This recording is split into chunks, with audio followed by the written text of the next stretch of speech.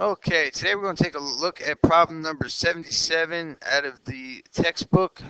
This is in chapter 5.7, and it has to do with a height problem. So here we have, while hovering near the top of Ribbon Falls in Yosemite National Park at 1,600 feet, a helicopter pilot accidentally drops his sunglasses. The height h of t of the sunglasses at t seconds is given by the polynomial function h of t equals negative 16t squared plus 1,600. And the question is, when will the sunglasses hit the ground? All right, so I always like to start off by drawing a picture. Let's say we have our helicopter hovering up here, and he's gonna, this is at time equals 0. He's gonna drop some sunglasses. All right, so there's our sunglasses falling, and it's gonna continue to fall until it hits the ground. So we don't know what time this is. This is what we're looking for, right? But what we do know is that this helicopter is 1,600 feet off the ground. So notice at time equals 0, we should be at 1,600 feet. And we could go ahead and double check that. So when t equals 0, we have negative 16 squared plus 1,600. And of course, this is just 1,600 feet. So that does check out. Now, the question is, when it hits the ground, what is the height, right? So we want h of t to be 0, because that means it's on the ground. Hope that makes sense.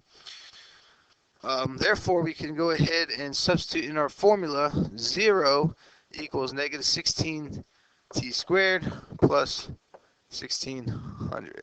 Okay, didn't work too good. There you go. So, all right, so I always like to have my leading coefficient positive, right?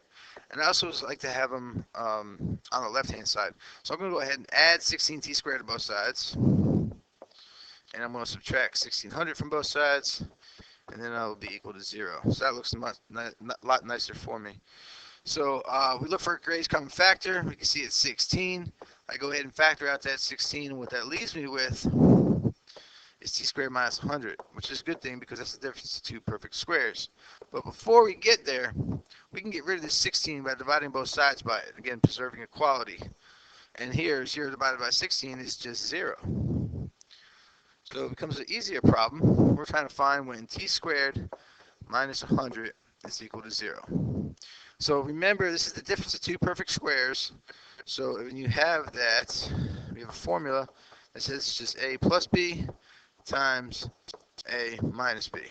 Okay, so the square root of t squared is t. And we get this plus or minus, and the square root of 100 is 10.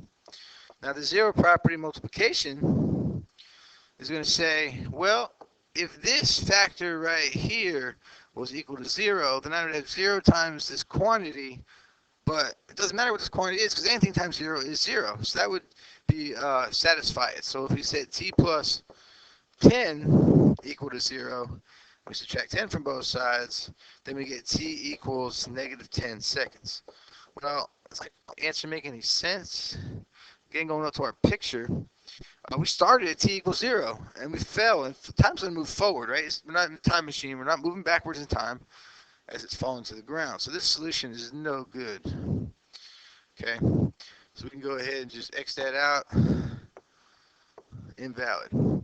Okay, but we could do the same thing with the other factor, right? So if we had t minus 10 equal to 0, well, then the whole thing would be 0 as well. So we have t minus 10 equal to 0. Now if I add 10 to both sides, I get t equal to 10 seconds. And at least this is a valid answer. Of course, we're going to want to check it. So h of t then equals negative 16 t squared minus 1,600 feet, or plus 1,600 feet. That's t squared. So h of 10 better give us 0. Well, let's see. 10 squared is 100, so you're going to get minus 1,600 plus 1,600, which is in fact 0. So this is a good solution. So t equals 10 seconds. Okay.